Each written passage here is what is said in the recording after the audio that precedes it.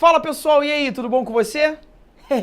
Gente, vim aqui rapidamente, uma passadinha no seu dia, para a gente poder comentar a prova da SpaceX, que ocorreu agora neste final de semana, foi uma prova ali, de fato, muito esperada ao longo desse ano, a prova de cadetes, especialistas do Exército do Brasil. E, bom, como é de costume, o Projeto X está atento a todas as provas que têm ciências humanas, e essa é uma poderosa prova. Teve ali recentemente questões de história, de geografia. Eu tô aqui para fazer alguns comentários, tá, galera? Comentários breves a respeito da prova de história, das questões de história que apareceram aí, nesse seu concurso. Bom, antes de mais nada, é bom a gente deixar claro, a prova de história da SpaceX, ela vem, no meu entendimento, passando por uma certa mudança, porque nós tivemos ali nesse final de semana, tô gravando esse vídeo na segunda-feira, a prova ocorreu no final de semana, 5 questões de história geral e 7 questões de história do Brasil. E isso não é tão comum nos últimos anos. A gente lembra que a prova da SpaceX, ela dá mais prioridade à história geral. Pelo menos esse era o costume. E houve uma mudança, Pelo menos isso vem apresentando mudanças. Nós vimos mais história do Brasil do que história geral. 7 questões de Brasil, 5 de história geral. Então, realmente, isso pode estar apresentando uma nova tendência, Uma outra mudança que a gente percebeu é a ausência de questões sobre Idade Média, que era uma recorrência nessa prova, muito feudalismo ali, e isso não apareceu, nesse concurso do ano de 2018. Então, a gente realmente vem percebendo uma mudança, pode apresentar uma nova tendência, como pode não, Enfim, não é bom a gente arriscar aqui, mas realmente é uma prova que vem mudando. Eu selecionei algumas questõezinhas aqui, tô dando uma colada aqui, que eu achei mais interessante de comentar com vocês, que são questões diferentes, eu achei bacana.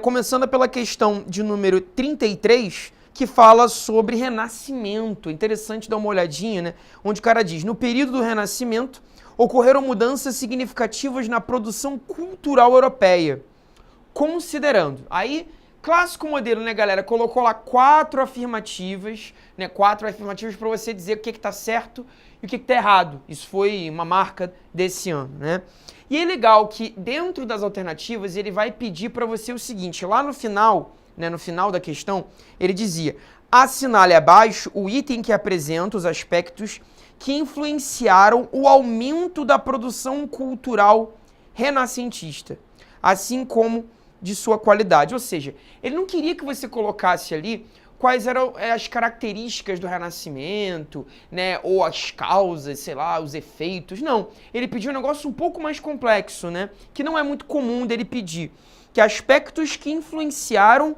o aumento da produção cultural. Quando ele coloca na primeira, o desenvolvimento da teoria do heliocentrismo, a primeira afirmativa dele.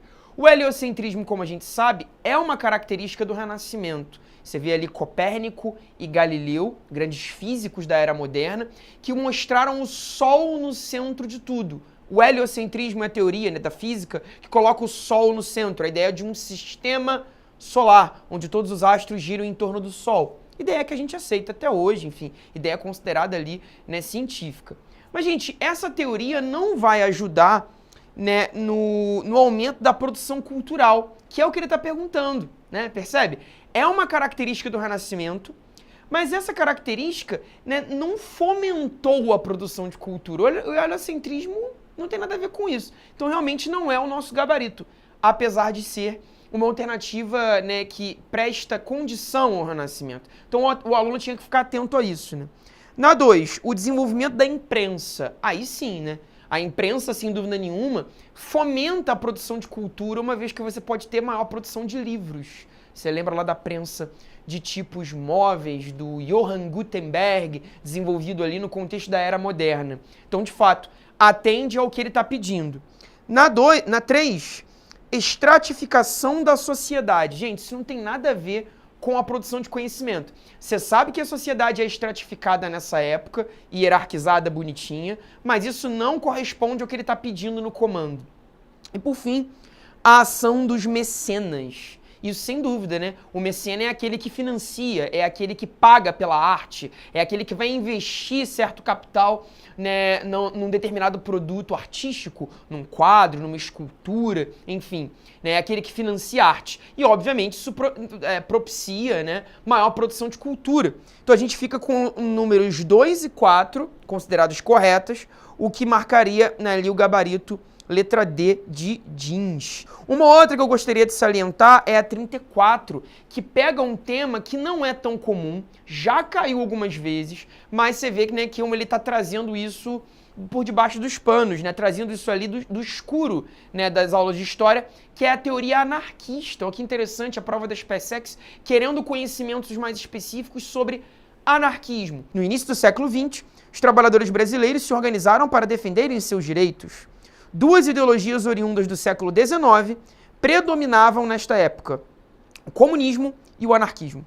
Avalie as afirmações abaixo. Aí ele dá 4 afirmações, novamente, esse modelinho de questão, e pede a opção que apresenta os fatos relacionados à doutrina do anarquismo. Você vê, né, galera, quando pensamos em anarquismo, os anarquistas têm 2 inimigos, digamos assim, né, e 2 grandes problemas. O primeiro deles é, de fato, o capitalismo, né, uma doutrina anticapitalista. O segundo grande problema verificado por esses rapazes é o Estado. E aí você tem que pensar sempre que o anarquismo, ele critica a ação do capital, mas ele também critica a ação do Estado. Estado como órgão superior que governaria de maneira verticalizada os cidadãos. Então o anarquismo vai se opor a isso tudo. Se opõe a eleições, se opõe a partidos políticos, se opõe, né, a um processo de eleição onde alguém controle ou dite as regras em nome do povo. Na verdade, a ideia do anarquismo é promover a autogestão.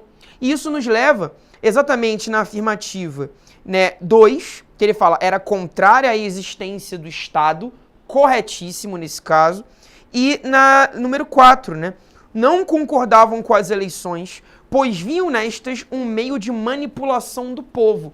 De fato, você nunca vai ver um partido anarquista. Se você acabar vendo isso alguma vez na sua vida, você pode, né, enxugar os olhinhos e ver novamente. Porque partido anarquista não faz nenhum sentido. Eles não acreditam na eleição como uma via de transformações sociais, né?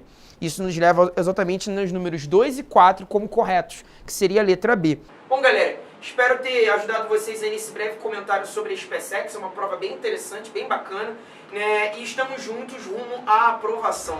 Até a próxima!